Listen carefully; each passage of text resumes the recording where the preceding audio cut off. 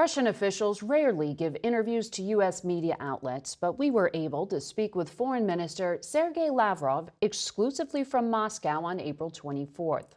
Before the cameras rolled, his communications team suggested that we ask him to keep his answers short. He made the point throughout the interview that he was trying to do just that. We go now to Russia's Foreign Minister, Sergej Lavrov. Good morning, Minister Lavrov. I want to ask you about what happened in Kyiv. There was a large Russian attack on that capital city about 1 o'clock in the morning. President Trump has said publicly the Russian strikes are not necessary and very bad timing. Vladimir, stop, was his quote. What made it worth killing civilians when Ukraine says it's ready for a ceasefire? We only target military goals or civilian sites used by the military. President Putin expressed this for so many times, and this is not different this time as well. We never consciously target civilian sites, unlike the Zelensky regime. So was this an intentional attack then, not a mistake? If this was a target used by the Ukrainian military, the Ministry of Defense, the commanders in the field have the right to attack them. So just to be clear, when the President of the United States says, Vladimir, stop, is this a rejection of that request? Was the assessment that because of what you say regarding the concerns that this loss of civilian life made it worth it? Well, I can assure you that the target attacked was not something absolutely civilian like a TV center in Belgrade in 1999. This was an intentional attack against civilian target. In our case, we only target those sites which are used by the military. And regarding the ceasefire and regarding the call to stop, President Putin immediately supported President Trump's proposal a few weeks ago to establish a 30-day ceasefire, provided we do not repeat mistakes of the last 10 years, when deals were signed and then Ukraine would violate those deals with the support and with encouragement from Biden administration and from European countries. This was the fate of the deal of February 2014. Then this was the fate of the Minsk agreements. And this was the fate of the deal reached on the basis of Ukrainian proposals in Istanbul in April 2022. So President Putin said, ceasefire, yes, but we want the guarantees that the ceasefire would not be used again to beef up Ukrainian military, and that the supply of arms should stop. Ukraine accepted on March 11th that idea of a U.S. brokered ceasefire without preconditions. You're saying the preconditions are a negotiation to end something else? No, it is not a precondition. It is the lessons learned after at least 3 times the deals similar to the one which we are discussing now. Yeah. But Russia has not accepted that call for a ceasefire. The Ukrainian regime with a strong support from European capitals and Biden administration. If you want a ceasefire just to continue supply arms to Ukraine, so what is your purpose? You know what Kaja Kallas and what's his name, Mark Rutte said about the NATO ceasefire, Secretary General and the European Union. They bluntly stated that they can support only the deal which at the end of the day will make Ukraine stronger, would make Ukraine a victor. So if this is the purpose of the ceasefire, I don't think this is what President Trump wants. This is what Europeans, together with Zelensky, want to make out of President Trump's initiative. Will Russia continue targeting Kyiv despite President Trump saying, Vladimir, stop? You're not listening to me. We will continue to target the sites used by the military of Ukraine, by some mercenaries from foreign countries, and by instructors whom the Europeans officially sent to help target Russian civilian sites. If you take a look at the situation in the Kursk region of Russia, for example, there is no single military target for the last 6 months which the Ukrainians would fire at. And there was also a proposal by President Trump, immediately supported by President Putin, to have a 1 month moratorium on the attacks on energy infrastructure. Right, We that's never expired. violated this commitment of President Putin, and Ukrainians violated what Zelensky seemed to support several hundred times. And I sent to Marco Rubio and to the United Nations the list of those attacks. It's really very, very telling and eloquent. And Ukraine disputes that. But putting that aside, I want to ask you about what President Trump said on Wednesday. The President of the United States says he thinks the U.S. and Russia have a deal. Let's get it done. Does President Putin agree? Well, the President of the United States believes, and I think rightly so, that we are moving in the right direction. The statement by the President mentions a deal, and we are ready to reach a deal, but there are still some specific points, elements of this deal which need to be fine-tuned, and we are busy with this exact process. And the President of the United States did not spell out the elements of the deal, so it is not appropriate for me to do this. But he did say there was a deal and that he was sending his envoy, Steve Witkoff, to meet with Vladimir Putin Friday in Russia. Is that meeting still happening? And should we expect a deal this week? Well, you don't trust the word of the President of the United States? I was asking your president's word. What will he tell the U.S. envoy? We continue our contacts with the American side on the situation in Ukraine.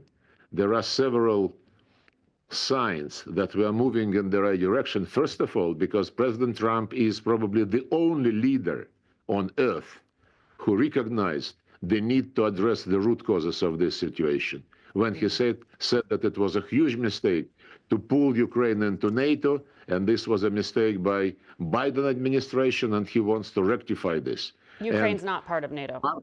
Marco Rubio expressed yesterday, I think, also the assessment that the American team now is getting a better understanding of the Russian position and of the root causes of this situation. One of these root causes, apart from NATO and creation of direct military threats to Russia just on our borders, another one is the rights of the national minorities in Ukraine. Everything Russian, media, education, culture, anything was prohibited by law in Ukraine. And to get out of this crisis, you cannot just forget about human rights. Whenever we discuss Iran, it's not illegal Venezuela, to speak Russian. Korea, anything, American negotiators put on top human rights. They have claims in this regard to China, to us, to anybody.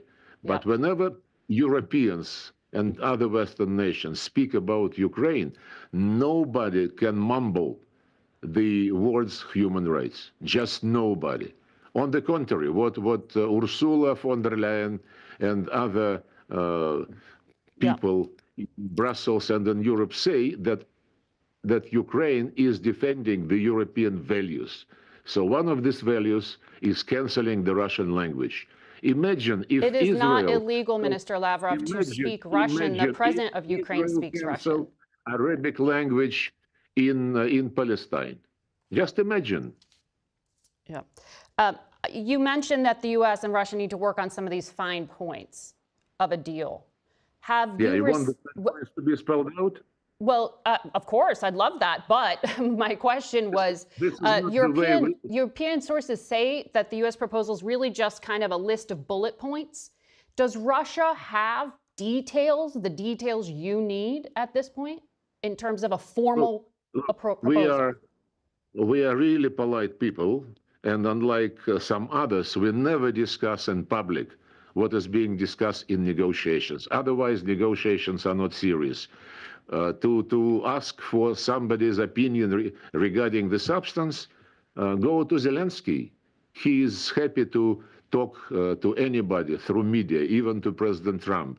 He presents his claims. Well, he said he hasn't received a formal proposal, so I was wondering if you had. And we consider serious proposals.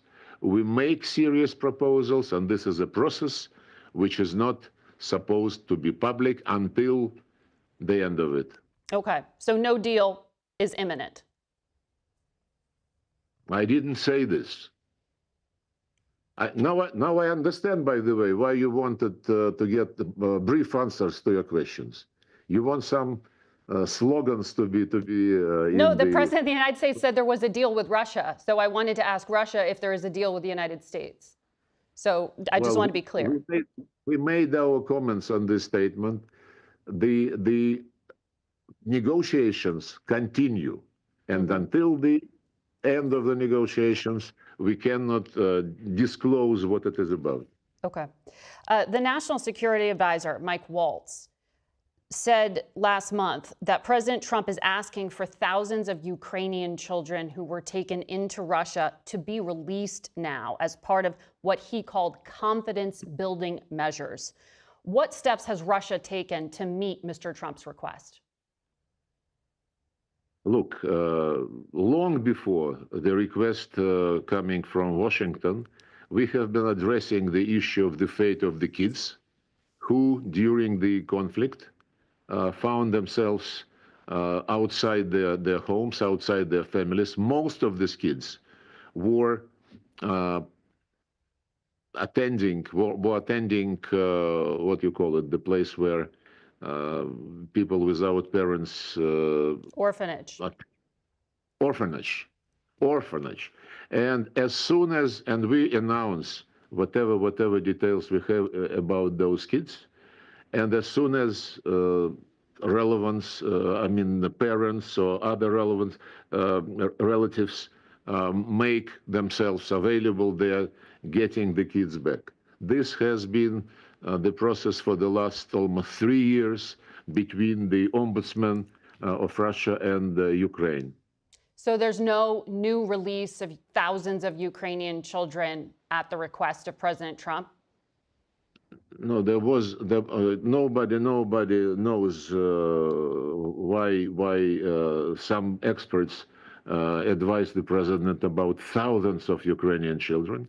Every now and then, once in 2-3 months, we organize exchanges with Ukrainians with the help of Qatar, Saudi Arabia, United Arab Emirates, who do not, make any noise about what they're doing. They just do something which we are participating in a very constructive manner, bringing kids back to their parents or relatives. But what confidence-building measure can Russia offer now, particularly after this strike in Kyiv, where the President of the United States is saying, Vladimir, stop?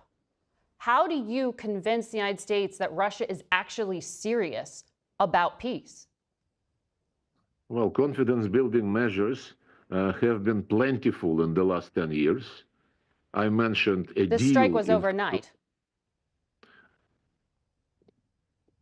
You want a brief answer, right? As I understand from your initial words. Or you want an answer which is explaining the situation. The proposal by President Trump on 30 days moratorium on the strikes against the energy infrastructure was supported by President Putin and observed strictly. This was a confidence-building measure against the policy and action taken by Zelensky regime. As I said several hundred times, civilian energy infrastructure was trapped. Another confidence-building measure was the proposal of President Trump and his team to resume the deal on Black Sea. And the delegations met in Istanbul, in Riyadh. The delegations exchanged the views how this can be implemented in practical terms, and the proposals made by Russia are being considered by the United States.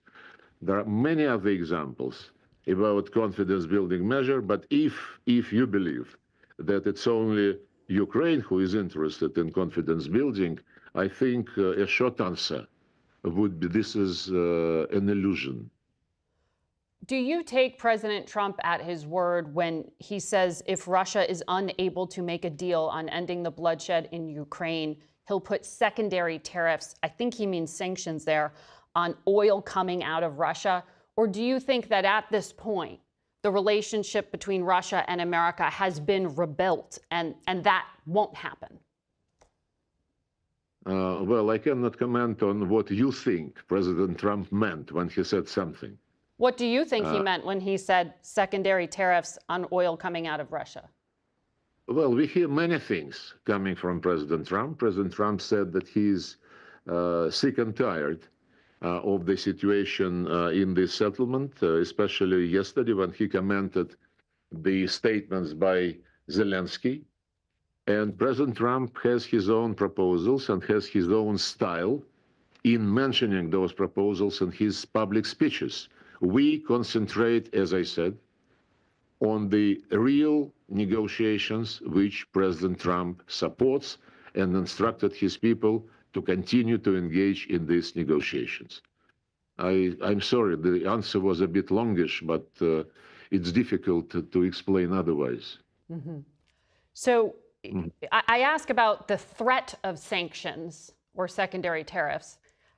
Because you recently said in an interview, if you had to personally pick sides, you would keep the existing sanctions in place on Russia.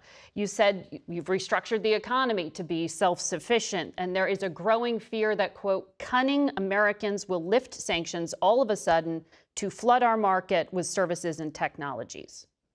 So if that's the case, why should the United States consider lifting sanctions at all? Why do you ask me? You just quoted my statement, and this statement is clear for me and clear to all those who read it. If you have questions to the American side, how they treat the situation, it is not the right address to raise it with me. So you want to keep sanctions in place? Is that really the Russian position? I don't want to re-explain what I explained, I think, in quite clear manner. And you quoted, I think, very close to the real content, yeah. Right. It was a bit longer than normally you prefer. I know. Well, back in February, though, one of your colleagues, Kirill Dmitriev, who runs the Sovereign Wealth Fund and has been active in the diplomacy with the United States, said something a bit different. That's why I'm asking for clarification, because he said there is the expectation that American companies would return to the Russian market in the second half of 2025. Well, the president of Russia commented upon this situation. He said that we have nothing against American company, but those companies who decided to leave their business in Russia might find that their place has been occupied already by Russian or other foreign investors.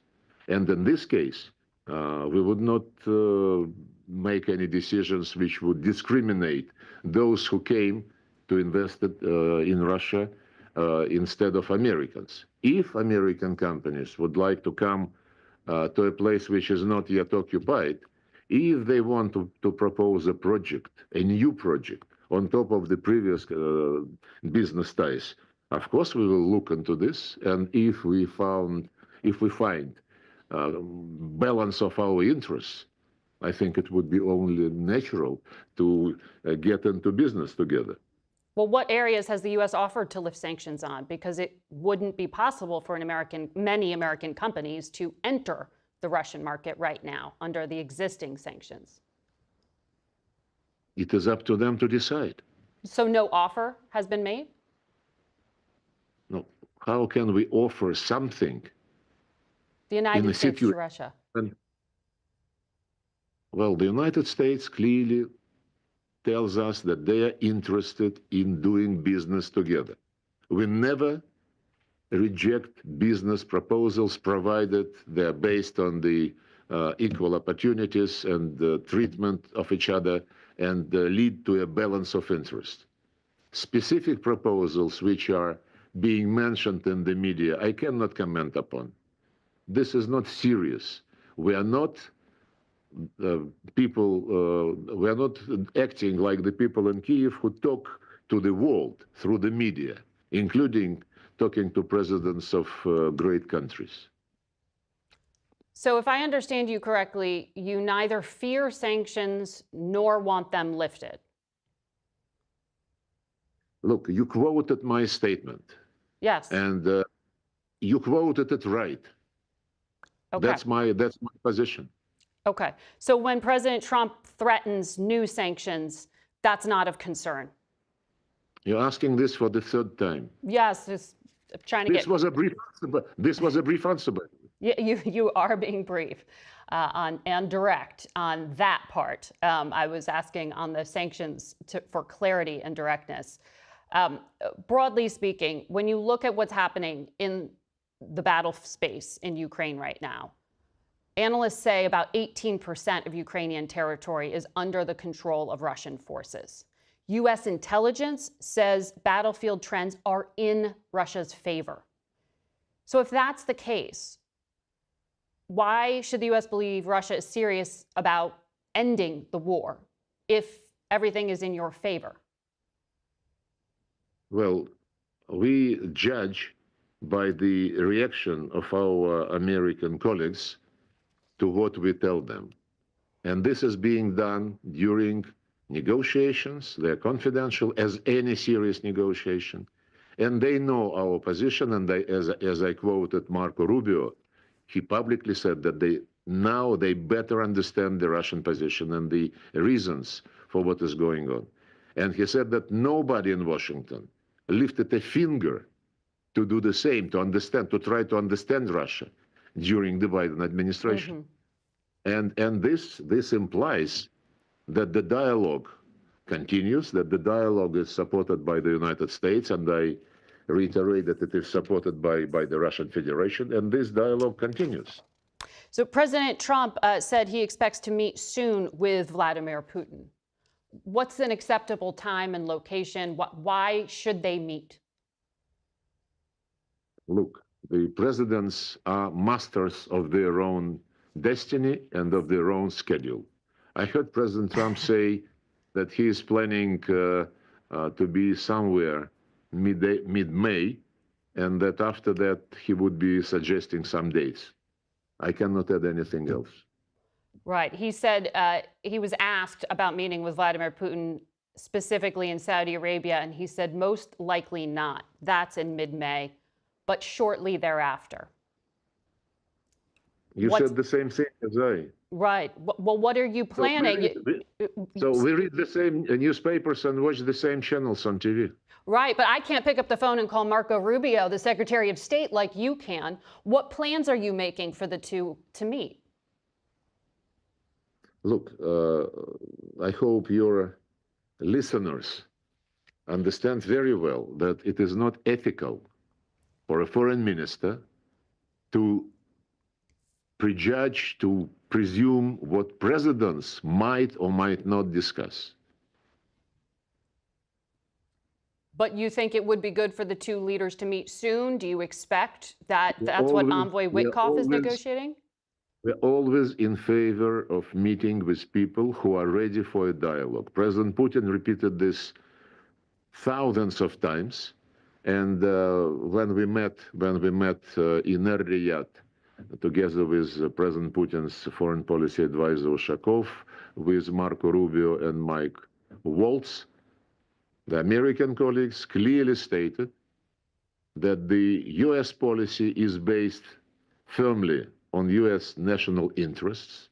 They understand that the Russian policy, led by President Putin, is also based on Russian national interests, and that it is the responsibility of great powers to make sure that whenever those national interests do not coincide, and this is in most of the cases, this difference should not be allowed to degenerate into confrontation. And that's what dialogue is for. But they also added that when the national interests of two countries or of more countries coincide, it would be stupid to miss an opportunity to translate this coincidence into some material, mutually beneficial projects. And this is absolutely our position. You know that President Trump is coming up on 100 days in office, and he has made clear his patience is wearing thin with the diplomacy here. Do you expect the U.S. and Russia to continue to talk after these potential peace talks fall apart? I mean, is the rebuilding of the relationship so significant now that you think it could withstand the peace talks in Ukraine falling apart? First, Russia is always available for a dialogue. So you have to address your question to the American side. Second, you prejudge the current process by saying that eventual collapse of the talks. We concentrate on doing business, not on thinking, failures or victories about anything. Unless you concentrate on the facts, that's what we do. You cannot be serious about what you are doing. Well, President Trump and Secretary Rubio said that the window was closing, that time is running out here. That's not my opinion. That's what they said. I want to ask you a little. Go ahead. Sorry. No, wait a second. I just quoted Marco Rubio, who yesterday said about better understanding of the Russian position. So maybe you missed that. Well, he also said a decision in days needed to be made, and that the U.S. has other things to focus on. We understand the impatience, because in the American culture, you create expectations, and you ignite tension around those expectations. This does not help to do real politics. But in our case, as I said, we are always ready for dialogue, ready for negotiations, and we would not begin by banking on a failure. This would be a characteristic of bad deal makers, inexperienced deal makers. Mm-hmm. Others in the Russian government have proposed that the U.S. and Russia could work together in the Arctic. Are there specific areas of discussion for cooperating right now? You always want me to disclose this things, is a public statement. Things which might be discussed by respective officials of Russia and the United States, by those who are responsible for trade, economic cooperation, investments, and so on and so forth. How do you expect a participant of negotiations which are still to reach some kind of specific understanding to disclose details in public? It is not serious. I'm asking what you think the potential is. I read President Trump's book, The Art to Make a Deal, and he doesn't advise to disclose information before it's time. Respectfully, President Trump speaks quite a lot about the things he would like to do with Russia and opportunities to work together. I understand you don't want to. On the specific things President Trump has said in public, one of the things he brought up is that the U.S. could work with Ukraine to operate the largest nuclear power plant in Europe, which is in an area, Zaporizhzhia. Russians control that area right now. Do you agree with President Trump's public statements that the best security would be for the U.S. and Ukraine to operate that together? No, we never received such an offer. And if we do, we would explain that the power station, Zaporozhye nuclear power station, is run by the Russian Federation state corporation called Rosatom. It is being under monitoring of the IAEA personnel permanently located on the site. And if not for the Ukrainian regular attempts to attack the station and to create a nuclear disaster for Europe and for Ukraine as well, the safety requirements are fully implemented, and it is in very good hands. So that's a no. No, I don't think any change is conceivable. Okay, because that was in a public statement from the White House to the media. As I said, we did not receive any proposal which would be specific. So, you know, I understand that journalists have to speculate. We cannot speculate on something which is really not being mentioned during the negotiations. Zaporizhzhia is not being negotiated right now. Shall I say that for the third time? Well, I'm trying to reconcile public statements. But I heard you, but I just want to be abundantly clear, because that is also widely reported to be in the U.S. proposal currently on the table. Why don't you ask me about President Trump's position on Crimea? You liked what President Trump said about Crimea yesterday when he said that it had been under Russian control since 2014? It's not about liking or disliking. It's about the fact that he said the truth. So he said something specific you liked. When Zelensky said that this is absolutely excluded because Crimea is part of Ukraine according to the Constitution, nobody in Europe or in the States, by the way, reminded him that apart from territorial issues, the Ukrainian Constitution guarantees, I quote, the free development, the use and protection of the Russian and other national minorities' language in Ukraine. And they guarantee the development of ethnic, cultural, language, and religious identity of all peoples and national minorities in Ukraine. This is also in the Constitution, but as I mentioned already, and you decided not to go deeper into this topic, nobody in the West even mentions human rights when they demand that Ukraine defeat Russia in the battlefield. President Trump said Crimea is not even being discussed right now. Yes, because this is a done deal. You mean Russia occupies and controls and will not negotiate the future of Crimea? Is that what you're saying? No, Russia do not negotiate its own territory. So that's one specific thing that you do want in the public space. You said everything else that I've asked you about in the U.S. proposal is too sensitive to discuss. Is there any other part of the U.S. proposal that you do like?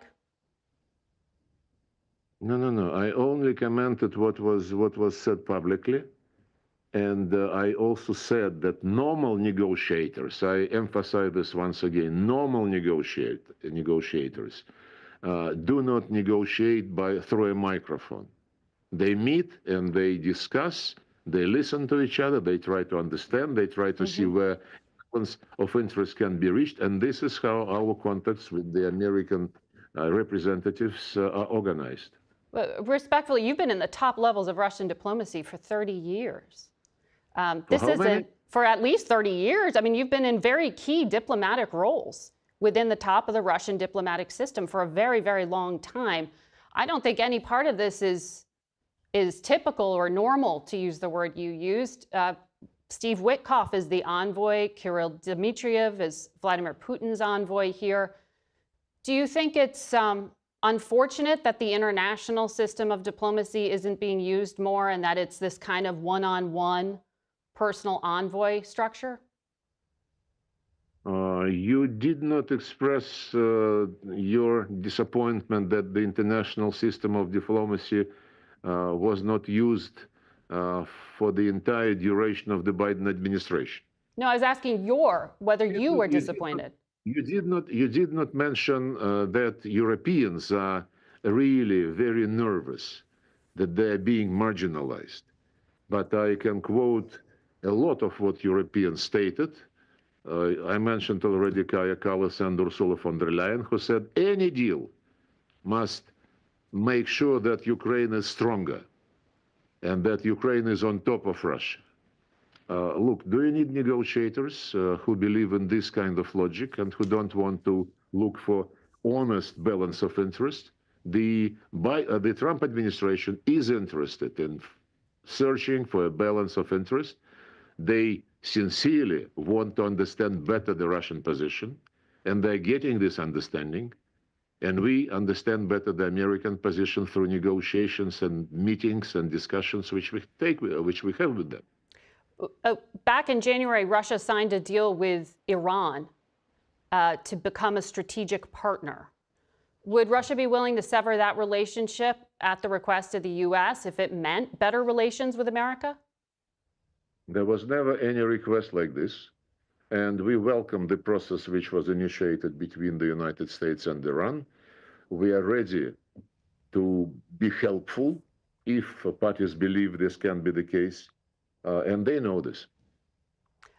You were the negotiator back in 2015 on behalf of Russia for that landmark international agreement, the JCPOA.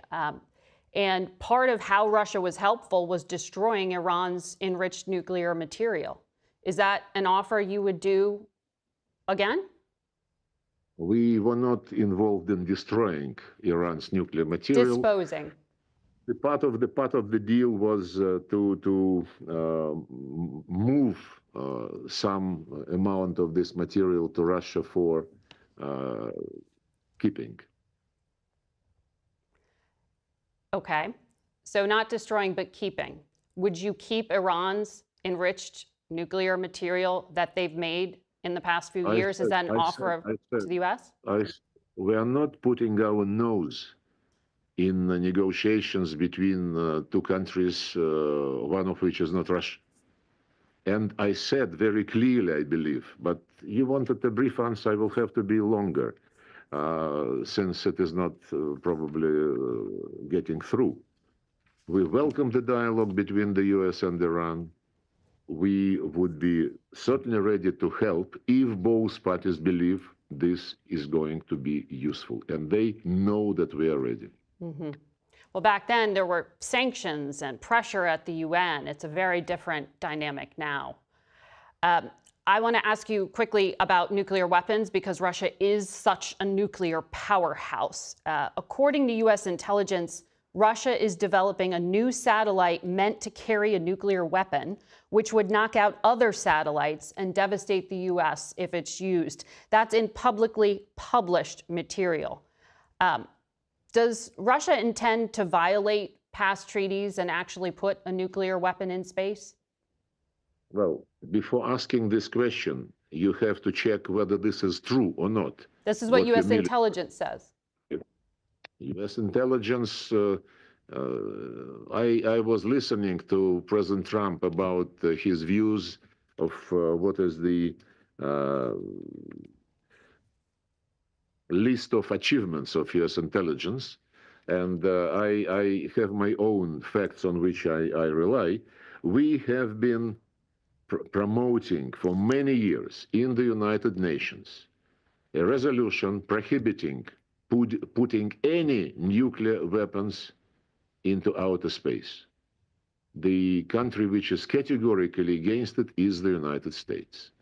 At the same time, the United States promotes an approach according to which they want to prohibit putting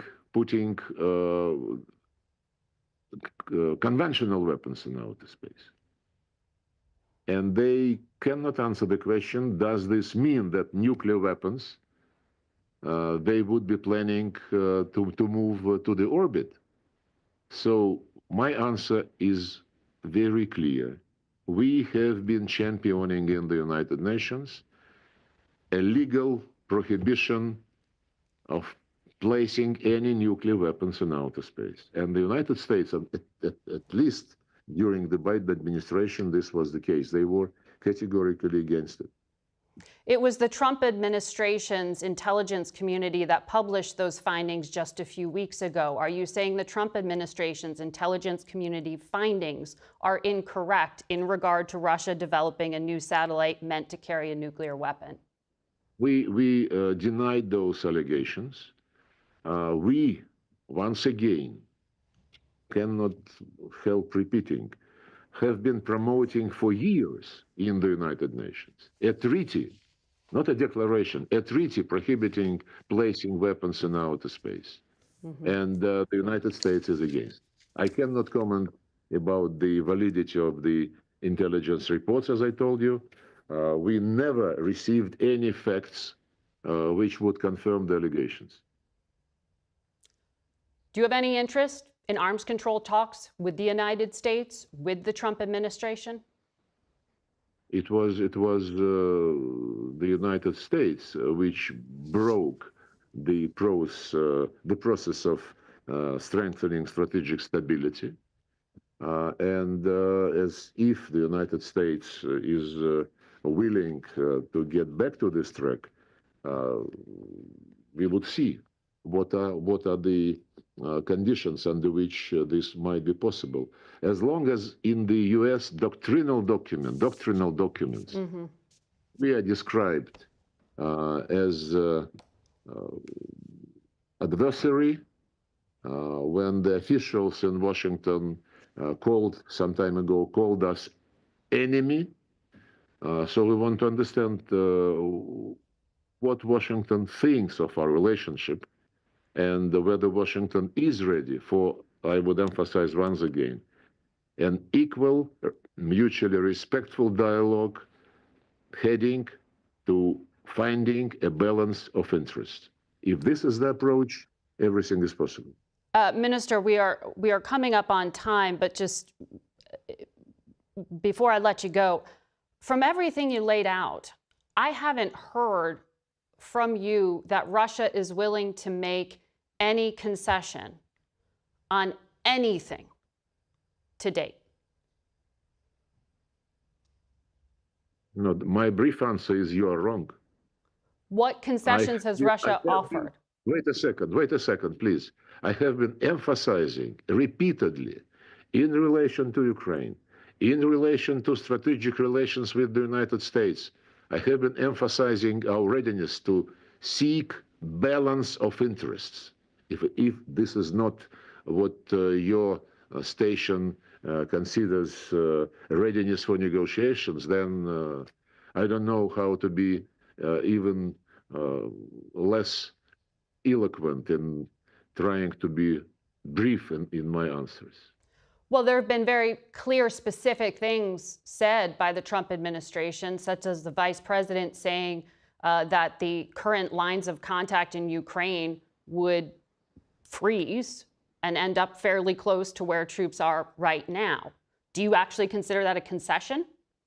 I don't discuss publicly the details of what is being subject of negotiations. I understand that you love rumors, because rumors are... The Vice President of the United States said it on camera.